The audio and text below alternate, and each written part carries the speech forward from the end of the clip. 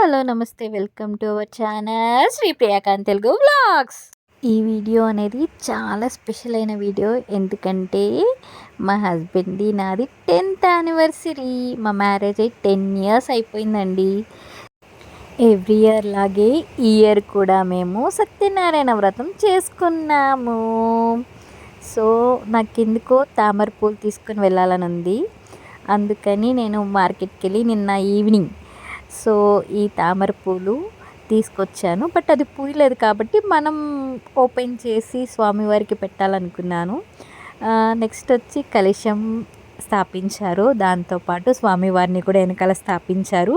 మేము వెళ్ళేసరికి స్వామివారు మా అయ్యవారు ఉన్నారు కదా, ఈ అయ్యవారే మా మ్యారేజ్ చేసింది. మా తర్వాత ప్రతి పూజకి ప్రతి స్పెషల్కి ఆ స్వామివారు ఉండాల్సిందే అనమాట. తర్వాత వచ్చి పూజలో మొదటి భాగం విఘ్నేశ్వరుణ్ణి పూజించడం అనమాట. సో వినాయకుడిని పూజిస్తూ ఉన్నాము. ఆ తర్వాత ఏంటంటే స్వామివారు ఏం చెప్పారంటే, అన్ని పూజల్లోనూ నవగ్రహాల్ని పూజించము, కానీ ఈ పూజలో మాత్రం అంటే సత్యనారాయణ వ్రతంలో మాత్రం ఏంటంటే మనం నవగ్రహాల్ని ఖచ్చితంగా పూజించాలి అన్నారు. అందుకని మేము నవగ్రహాలని కూడా స్థాపించేసాము. స్వామివారు చెప్పినట్టు మనం ఎక్కడెక్కడ ఏ దేవుని స్థాపించాలో అక్కడక్కడ స్థాపించేసాము. సో పూజ అనేది అలా కంటిన్యూషన్ చేసాము. తర్వాత వచ్చి ఏంటంటే నవగ్రహాలని ఆవాహన చేసి వాళ్ళకి పుష్పము, ఫలము అన్నీ చక్కగా పూజ చేసుకున్నాము. ఆ పూజ అయిపోయిన తర్వాత ఏంటంటే మన కలశ స్థాపన చేశాము. సో సత్యనారాయణ స్వామిని ఆవాహన చేసి సత్యనారాయణ స్వామి వ్రతం చేసుకొని, దాంతోపాటు ఏంటంటే మనకి స్వామివారికి కథలు ఉంటాయి కదా, 5 కథలు ఉంటాయి. యాక్చువల్గా ఏంటంటే 21 కథ అని చెప్పారు స్వామివారు. కాకపోతే 21 కథ అనేది మనం వినలేము, అంటే అంతసేపు మనం కూర్చోలేము. కాబట్టి స్వామివారు ఏం చెప్తున్నారంటే 5 కథలు మేనమ్మ, ఆ 5 కథలు నేను మీకు చెప్తాను వినండి అని చెప్పారనమాట. మీకు వెనకాల సౌండ్ ఎక్కువ వస్తుంది కదా, ఏంటంటే మాకు ఇప్పుడు వర్షం హెవీగా పడుతుంది. అందుకని మీకు వెనకాల బ్యాక్గ్రౌండ్ సౌండ్ అనేది గిజ్జని వస్తుందన్నమాట. మొదట్లో మా పెళ్ళయ్యాక 5 సంవత్సరాల పాటు మా అమ్మగారే మా ఇద్దరిని, మా తెలంగాణ కదా, సో అక్కడ ధర్మపురి దగ్గర గూడెంగుట్ట ఉంటుంది. ఎవ్రీ ఇయర్ అక్కడికే వెళ్ళి సత్యనారాయణ వ్రతం చేసుకునే వాళ్ళం. అక్కడి నుంచి ఇక్కడికి వచ్చాక అక్కడికి వెళ్ళలేకపోతున్నాం. అందుకని ఇక్కడ చేసుకుంటున్నాం అనమాట. స్వామివారిని అక్షింతలు వేసి ఆవాహన చేయండి అని చెప్పారనమాట.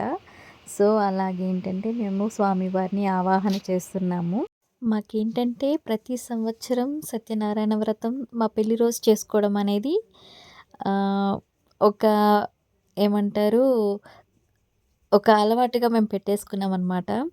అదే స్వామివారు చెప్తున్నారు, ఎవరైనా సరే ఇప్పటి పిల్లలు ఎలా ఉన్నారంటే మ్యారేజ్ డే కానీ బర్త్డేస్ కానీ అలా అనుకుంటే బయటకు వెళ్ళడం, పార్టీలు చేసుకోవడం అలా చేసుకుంటారు. కాకపోతే మీరిద్దరు మాత్రం చక్కగా కూర్చొని సత్యనారాయణ వ్రతం చేస్తారు. చాలా ముచ్చటేస్తుందమ్మా, ఎవ్రీ ఇయర్ ఇలాగే చేసుకోవాలని చెప్పారు. మేము వచ్చి స్వామివారిని ఆవాహన చేసేసాము.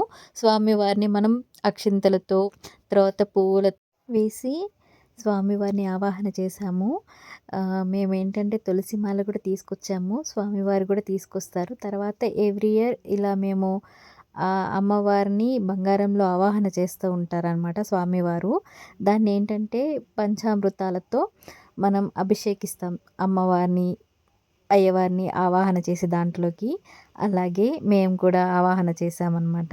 సో మేము ఆవాహన చేస్తూ ఉండి దాంతో అభిషేకిస్తూ ఉంటే స్వామివారు ఏం చేశారు తెలుసా, వీడియో తీస్తానమ్మా నేను కూడా అని చెప్పి స్వామివారు ప్రతిదాన్ని అంటే ఇన్ డీటెయిల్గా వీడియో తీయాలని చెప్పి స్వామివారు కూడా కొంచెం అంటే మా కోసం అనమాట కొంచెం కష్టపడ్డారనమాట.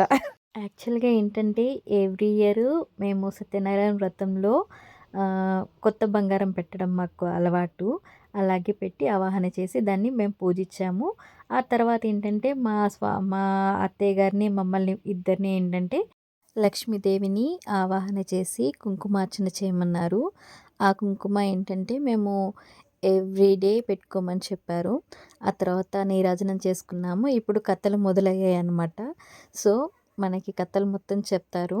5 కథలు చెప్పారు. కాకపోతే నేను మీకు చెప్పలేను. లాస్ట్ వీడియోలో అంటే పోయిన ఇయర్ వీడియోలో మాత్రం ఒక కథ నేను మీకు చెప్పాను. ఇంట్రెస్ట్ ఉంటే చెప్పండి. నెక్స్ట్ వీడియోలో కావాలంటే నేను ఆ కథ 5 కథలు కావాలన్నా వివరిస్తాను. అంటే కొంచెం చెప్తానన్నమాట. మీకు ఒకవేళ కావాలంటే కామెంట్ బాక్స్‌లో కామెంట్ చేయండి. మా స్వామివారు ఏం చెప్పారంటే కథలు అన్నీ విన్న తర్వాత శ్రద్ధగా వినాలి. శ్రద్ధగా విన్న తర్వాత ఏంటంటే స్వామివారిని దీప నైవేద్యాలతో స్వామివారికి సమర్పించుకున్న తర్వాత మనం ఖచ్చితంగా సత్యనారాయణ ప్రసాదం అనేది ఖచ్చితంగా అంటే ఖచ్చితంగా కొంచెమైనా తినాలని చెప్పారనమాట. సో ఇప్పుడనే కాదు, నార్మల్‌గా అయినా కూడా ఎవరైనా సత్యనారాయణ వ్రతం ప్రసాదం ఇస్తే మాత్రం ఖచ్చితంగా తినండి.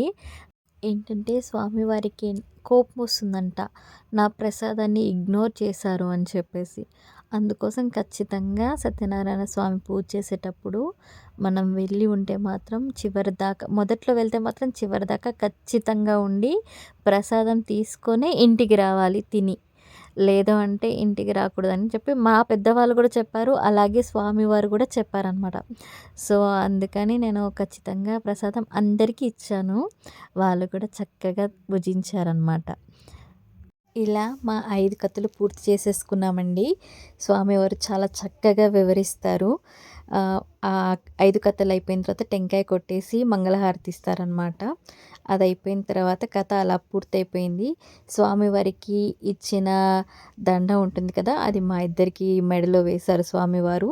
దాంతోపాటు స్వామివారి నైవేద్యము మాకు కొంచెం ప్రసాదంగా పెడతారనమాట. ఎవ్రీ ఇయర్ స్వామివారే మాకు పులిహోర, తర్వాత చక్కెర పొంగలి, తర్వాత వచ్చేసరికి స్వామివారి నైవేద్యము అన్నీ స్వామివారే చేసి తీసుకొస్తారనమాట. ఇదండి మా సత్యనారాయణ వ్రతం యొక్క పూజ. సో మీకు కనుక మా వీడియో కనుక నచ్చినట్టయితే లైక్ చేయండి, షేర్ చేయండి, సబ్స్క్రైబ్ చేసుకోవడం మర్చిపోబాకండి.